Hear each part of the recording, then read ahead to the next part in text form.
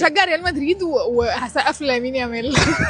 عاملين شويه لعبه كده بسيطه عشان نكتشف حكايتك ايه. يلا ماشي، بينا. هديكي مكانين هتسحبي كارت من دول. اوكي. تروح تجرب اكل اوروبي في مطعم ذا جلوب اللي بيخليك تشوف الرياض 360 درجه من كل زاويه، ولا تحضر ماتش نهائي السوبر الاسباني اللي هيتعمل في جده يوم 12 يناير. طبعا من غير ما بتهزري. أفكر. اصلا احساس الاستاد خطير، وانا متخيله ان هم هنا بجد بيورجنايز كل حاجه حلوه قوي، فانا متخيله ان الماتش هنا كلاسيكو هنا. برشلونه ريال مدريد. ريال مدريد forever. طب هشجع ريال مدريد وهسقف لامين يامال.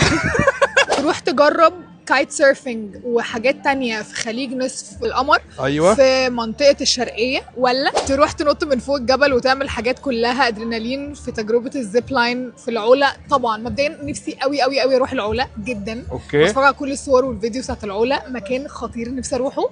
بلس بقى حاجات فيها ادرينالين، انا بحب قوي سكاي دايفنج وزيب الحاجات لاين.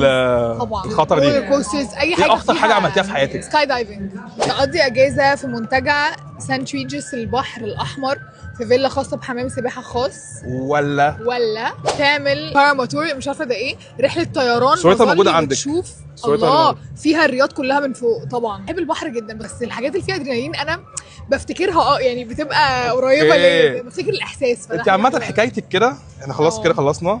حكايتك حكايه مغامره ورياضه جدا. انا بحب المغامره والرياضه. صح. لا هتتبسطي جدا هنا. حلو على فكره. ممكن نخلص المغامره والرياضه ونروح ناكل اكله حلوه.